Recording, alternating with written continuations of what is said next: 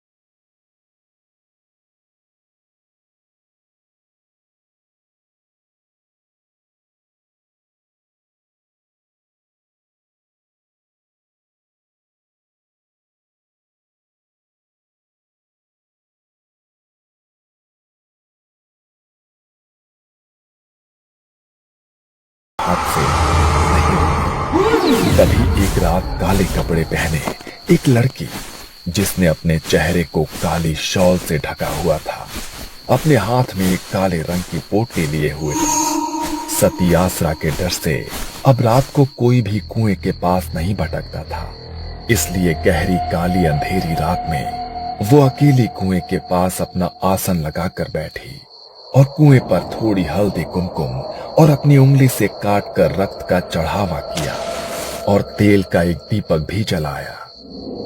तुम्हारा बदला पूरा हो गया है, तुम अब शांत हो जाओ। गांव वालों को मत मारो, जिनको मारना था उन्हें तुम मार चुकी हो।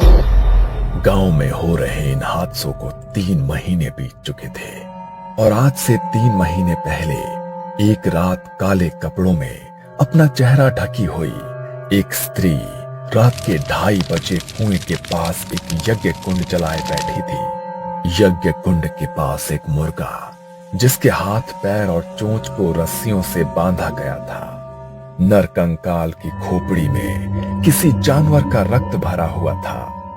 वो उस रक्त का छिड़काव बार बार यज्ञ कुंड में कर रही थी और बड़ी ही धीमी आवाज में कुछ मंत्रों का उच्चारण भी कर रही थी। तुम्हें जागृत होना पड़ेगा। तुम्हें जागृत किए बिना आज की रात मैं यहाँ से नहीं जाऊंगी। बलि स्वीकार करो।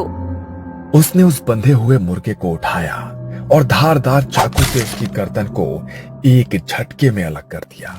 उसकी आहुति उसने यज्ञ कुंड में चढ़ा दी। तभी वहां एक अजीब सी सिहरन उठी। रात के सन्नाटे में मानो कोई दबी आवाज उसे सुनाई देने लगी। कुएं के भीतर से मानो किसी की आत्मा निकलकर बाहर आ गई हो। उसने पीछे मुड़कर देखा तो घूंघट ओढ़े एक औरत उसके सामने खड़ी थी। जाओ और खत्म कर दो उन्हें। मुझे अपना बदला चाहिए। जाओ। मानो जैसे वो उसकी आज्ञा का इंतजार कर रही थी। उसके इतना कहते ही वो गांव की ओर बढ़ी और एक घर के बाहर जाकर रुक गई। दरवाजे पर ठक ठक की आवाज हुई। अरे इतनी रात को कौन आया है? रात के 3 बज रहे हैं। इस वक्त कौन दरवाजा खटखटा रहा है? तभी दरवाजे पर फिर से ठक ठक की आवाज आई। पता नहीं कौन आया है, देखना ही पड़ेगा।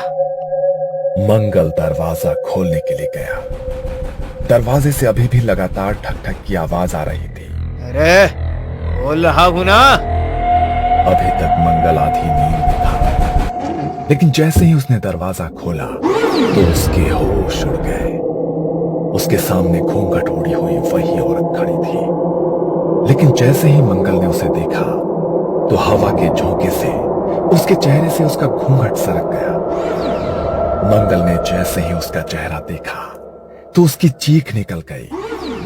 उसका चेहरा पूरी तरह से गला हुआ था और आंखों की पुतलियां बिल्कुल सफेद होकर उल्टी हो चुकी थी।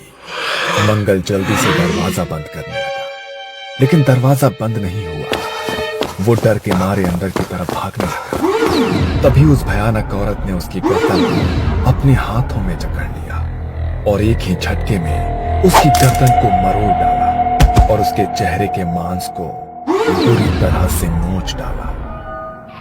दर्द के मारे पूरे घर में उसकी चीख गूंज गई और कुछ देर उसकी दर्द भरी चीखों के बाद सब कुछ बिल्कुल शांत हो गया।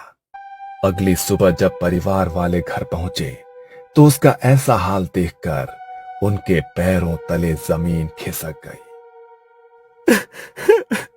ये क्या हो गया मेरे भाई को? तुझे इतनी बेरहमी से किसने मार डाला मेरे भाई? किसने मार डाला तुझे? अभी तो सिर्फ इसकी जान गई है, अभी तो तेरा मरना बाकी है। जितनी बेरहमी से इसकी मौत हुई है, उससे ज्यादा बेरहमी से अब तू मारा जाएगा। राजेश अपने भाई से लिपटकर बिलख बिलख कर रो रहा था। उसने गांव वालों के साथ जाकर अपने भाई का अंतिम संस्कार किया। रात को वो अपने भाई की तस्वीर को अपने हाथों में लिए रो रहा था। मत रो बेटा, भगवान ने हमारी जिंदगी में यही दुख लिखा था।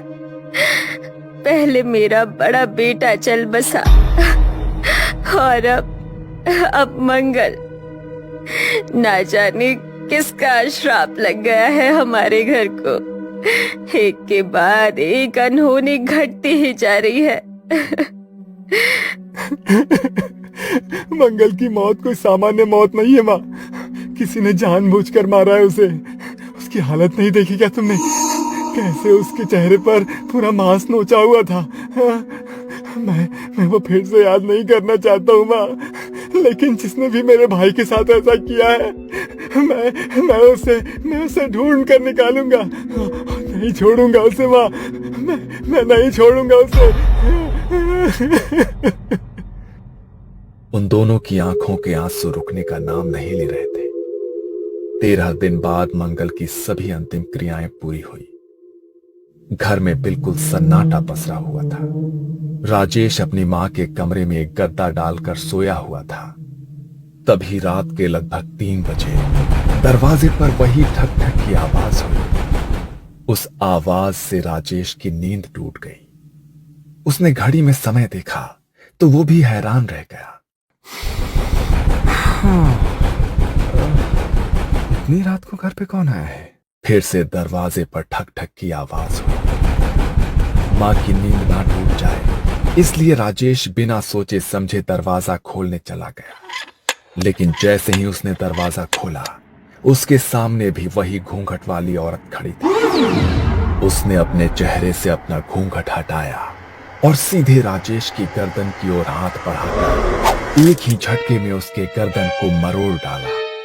वो उसी वक्त निढाल होकर जमीन पर गिर गया। उसे चीखने का भी वक्त नहीं मिला। अगले दिन उसके अंतिम संस्कार की क्रिया की गई। लेकिन यह सिलसिला यही नहीं रुका। जैसे ही राजेश की मौत के 13 दिन बाद उसकी अंतिम क्रियाएं पूरी की गई तो उसके अगले दिन घर के आंगन में उनकी मां का मृत शरीर मिला, जिनके चेहरे का मांस मानो किसी वैशी दरिंदे ने नोच लिया हो।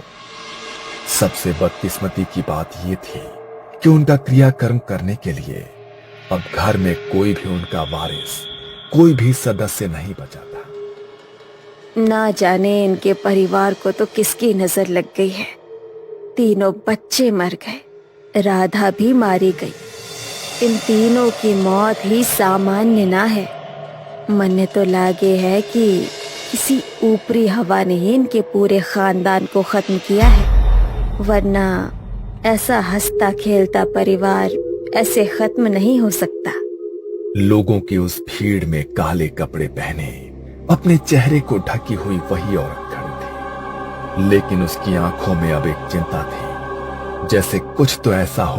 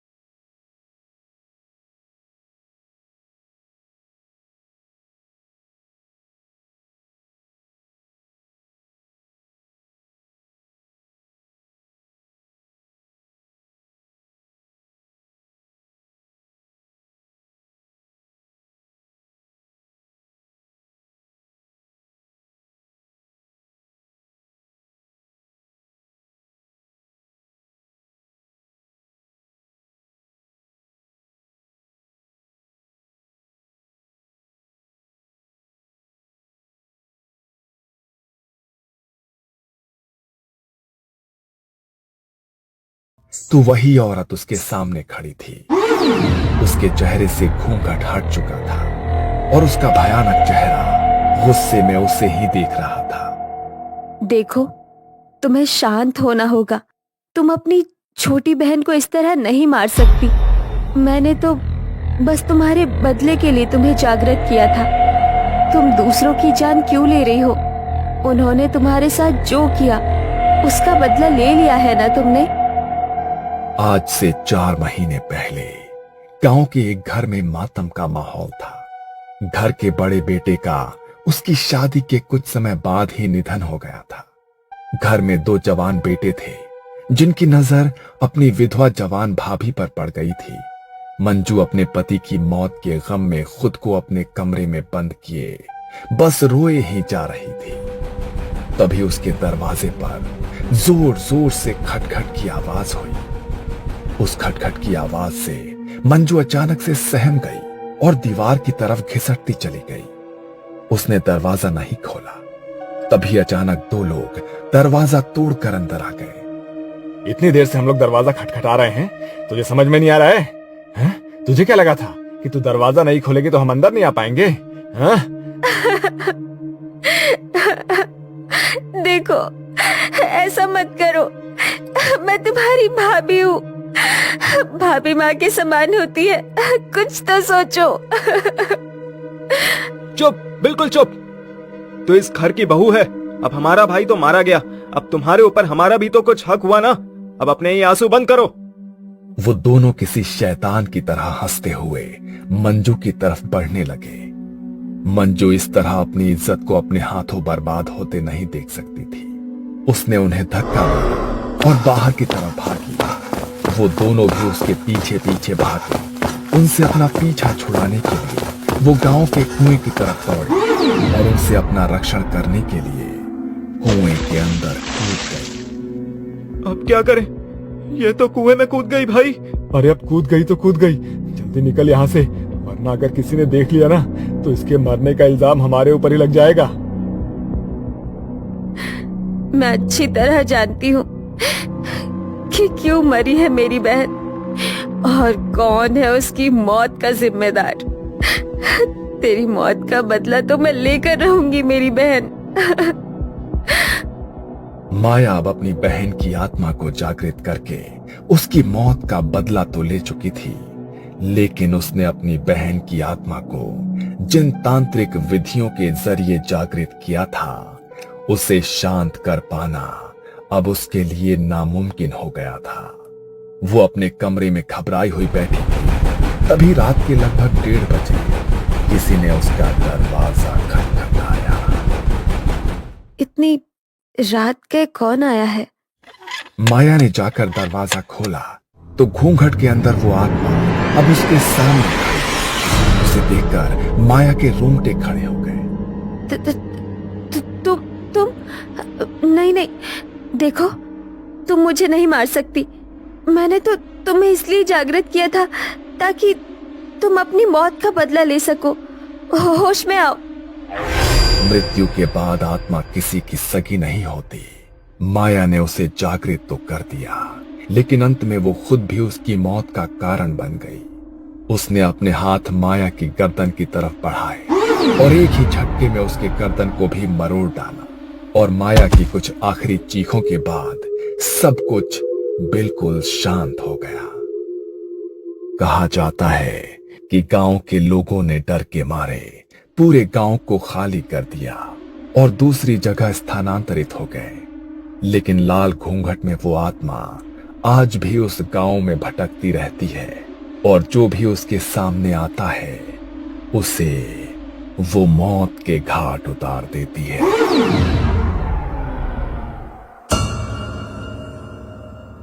ये कहानी आपको अच्छी लगी हो तो हमें सब्सक्राइब करें, हमारा इंस्टाग्राम और फेसबुक पेज जरूर फॉलो करें। अगर आपके पास ऐसी ही कोई कहानी हो तो हमें कमेंट बॉक्स में भेजें।